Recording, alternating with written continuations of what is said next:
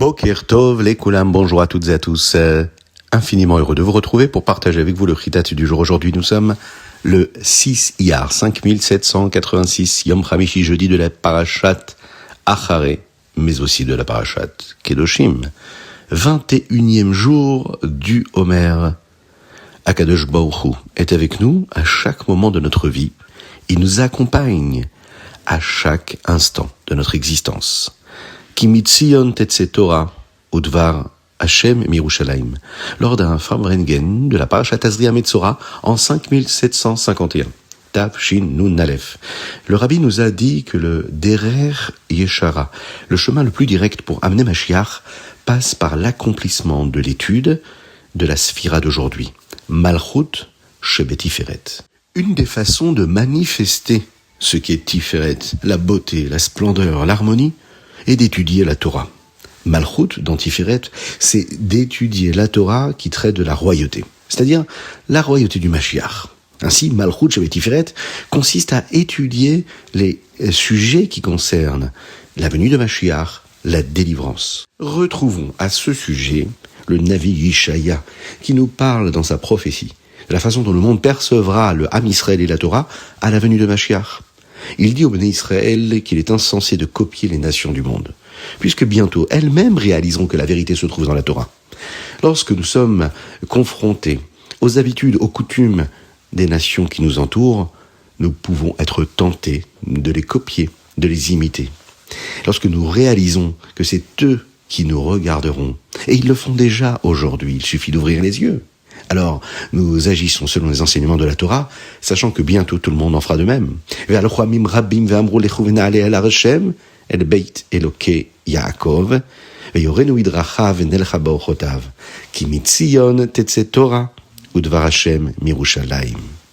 De nombreuses nations iront, et elles diront: allons, montons à la montagne d'Akadosh Baruch Hu, d'Hachem, à la demeure d'Hachem, le Beth Amikdash. Qu'Hachem nous enseigne ses voies, et nous suivrons ce que Dieu dit. Ki mitzion tetse Torah. Elles viendront là-bas, car la Torah sera enseignée depuis Yerushalayim, depuis Tzion. Udvar Hashem Yerushalayim, la parole d'Hachem sortira de Yerushalayim. La fin de ce verset est le dernier verset que nous prononcerons parmi tous les versets de Simchat Torah, dans le texte d'Ataorita Ladat. Et lors d'un Farbrengen de Simchat Torah 5752 en Tafshin Nun Bet, le rabbi de Lubavitch a expliqué ce verset en se basant sur le Chumash et Rashi. Et le mot qui, car, parce que, peut aussi signifier ka'asher, lorsque, quand. Et dans les 17 versets des Hakafot, nous parlons des louanges d'Akadosh Baruch Hu et de choses assez spéciales. Ce dernier verset nous indique quand nous pourrons voir tous ces événements se réaliser. Tout ce que nous disons dans le Ata Oreta s'accomplira qui, quand, Mitzion Tetse Torah, le moment où cette prophétie s'accomplira. Autant, Be'ezrat Hashem, de la Géoula qui arrive maintenant. Tout cela dépend de chacun et chacune d'entre nous.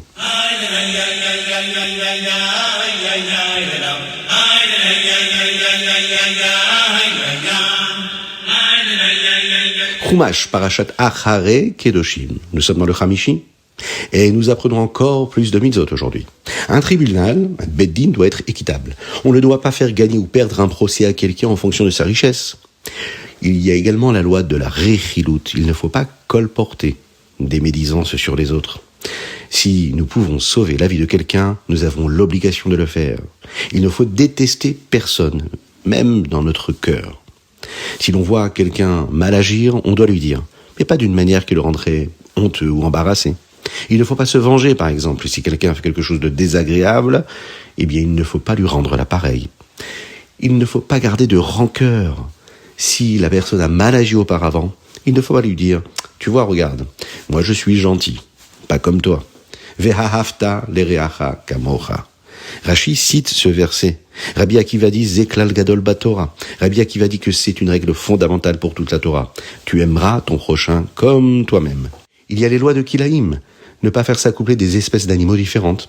Elles doivent rester avec leur propre espèce. Il y a les Kilaïm des plantes. Ne pas planter un champ avec de nombreuses plantes mélangées. Les mêmes types de plantes doivent toujours être groupées ensemble. Le Sha'atnez. Ne pas porter des vêtements faits de laine et de lin mélangés. Shifra Harufa. Nous apprenons ce que le tribunal fait si une servante fiancée a épousé quelqu'un d'autre avant d'être libérée. La Orla. Nous ne mangeons pas les fruits d'un arbre avant qu'il n'ait poussé pendant 3 ans. Neta Revaï, la 4e année, le fruit est consacré à Hachem et doit être mangé à Yerushalayim comme le Maaser Sheli. Hachem promet alors que la 5e année, beaucoup plus de fruits pousseront pour compenser les années où nous avons observé la mitzvah sans manger les fruits. Il est interdit de manger d'un korban avant que le sang n'ait été aspergé sur l'autel, le misbéar. Nous devons faire tremper et saler la viande avant de la consommer, ce que nous appelons la cachérisation de la viande aujourd'hui, pour qu'il n'y ait plus de sang. Nous parlons également des superstitions aujourd'hui dans le Chumash. Les nations décident parfois de faire ou ne pas faire des choses selon que quelque chose de chanceux ou malchanceux se produit. Eh bien, il est interdit aux Juifs de faire cela. Nous ne croyons pas dans la chance. Non, tout provient d'Akadosh Baruch Hu. Nous parlons également des péotes aujourd'hui. Il est interdit de couper les péotes, c'est-à-dire les cheveux qui sont sur les tempes d'un garçon ou d'un homme. Il ne faut pas les raser avec une lame. La barbe, un homme ne peut pas raser sa barbe. Un juif ne doit pas se blesser physiquement lorsqu'une personne décède, comme le font certaines nations. Nous parlons des tatouages. Il est interdit de se faire tatouer. Nous parlons de moralité également aujourd'hui. Une jeune fille ne doit pas se comporter comme si elle était mariée avant de l'être. Et si cela arrive, Eretz Israël, le texte nous dit ici, cessera de donner ses fruits. Restons saints, restons kdoshim. Le Shabbat, nous en parlons également aujourd'hui dans notre Chumash. Il faut garder le Shabbat. Nous demandons ici également de respecter le Beth Amikdash, le traiter avec respect, avec kavod. On nous parle également de sorcellerie. Il ne faut pas se tourner vers la sorcellerie, ceux qui prétendent connaître l'avenir par les forces de l'impureté. Et enfin, Mipnei Seiva Takum. La Torah nous dit aujourd'hui qu'il faut se lever devant une personne âgée pour montrer son respect et honorer une personne âgée. Par exemple, en ne s'asseyant pas à sa place habituelle, mais aussi en ne contredisant pas ses propos, en la respectant, en lui faisant honneur.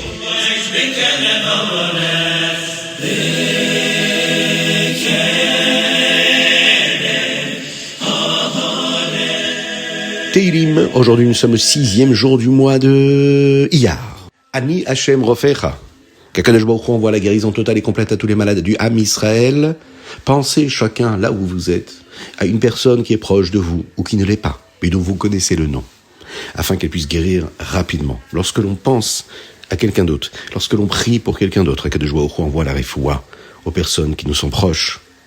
Et aujourd'hui, on pense à David ben Sultana et à Avraham Nissim ben Sultana, ainsi qu'à tous les malades du Ham Israël, tous les chayalim blessés, qui se battent tous les jours pour recouvrer une bonne santé, de la force et de l'énergie.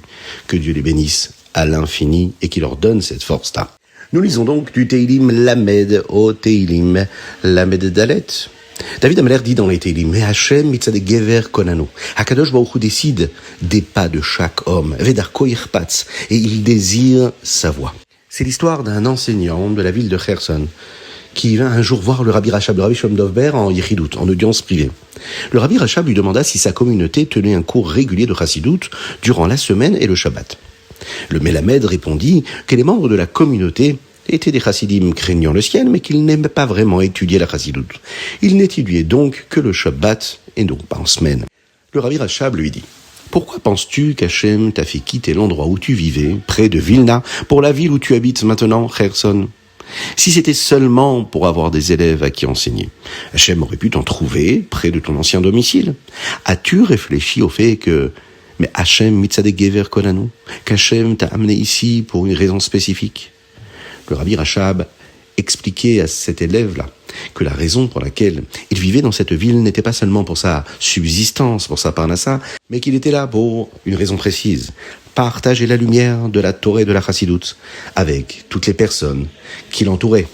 Mais Hachem mitzadeh gever konanu, qu'Akadosh Baruch Hu est là, toujours, pour nous montrer la bonne route.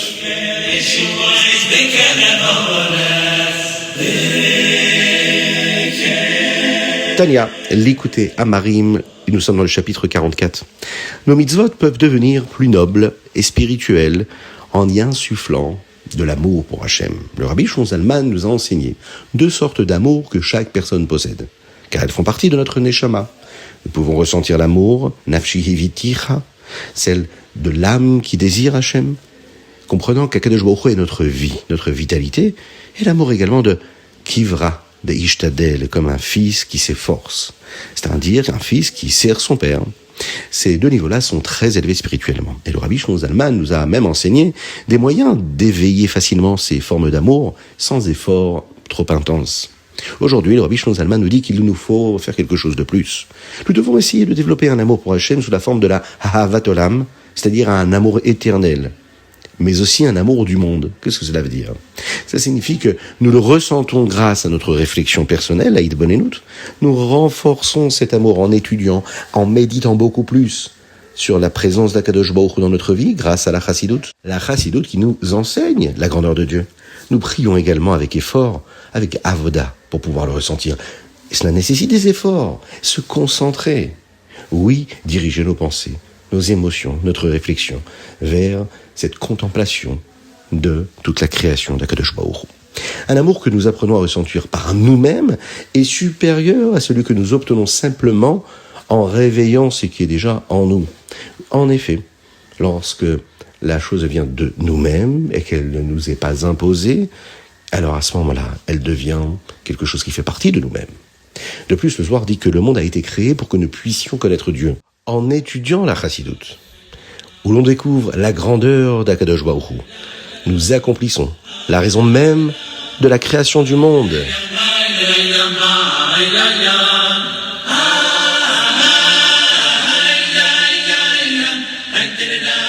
Hayom Yom Siyar.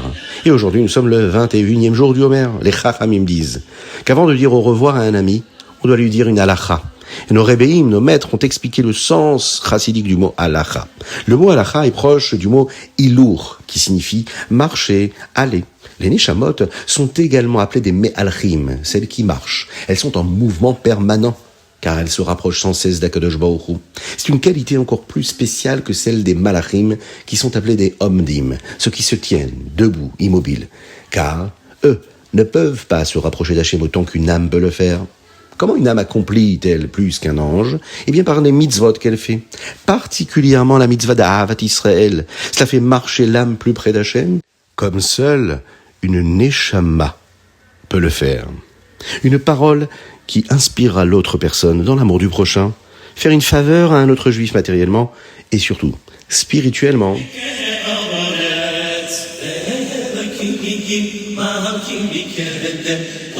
Rambam Ilchot Gerushim, chapitre 7, 8 et 9. Et dans le Rambam d'aujourd'hui, nous apprenons les lois du divorce comportant des conditions. Nous apprenons également d'autres lois sur la shlichut, c'est-à-dire que si le mari a désigné un messager, un sheliar pour apporter le guet, le messager doit tout exécuter exactement comme on le lui a dit. Ce n'est que s'il suit scrupuleusement les instructions que la mission sera valide. Qu'Akadosh Baruch Hu fasse que le Ham Israël reste toujours dans la paix, dans la sérénité, dans la tranquillité. Qu'il nous envoie le Mashiach très rapidement, demande Akadosh Baruch Hu également, de libérer les cœurs et les âmes, et surtout de nous envoyer le Mashiach, Tzidkenu Bekarov Mamash, afin que nous puissions nous retrouver tous ensemble, réunis à Yerushalayim avec le Beit Hamikdash, avec les Kohanim, avec les Lévi'im, avec le Ham Israël qui apporte les korbanot et qui se rapproche encore et toujours plus d'Akadosh Baruch Hu, dans la tranquillité, la sérénité, la paix véritable, l'opulence matérielle et spirituelle. À bientôt.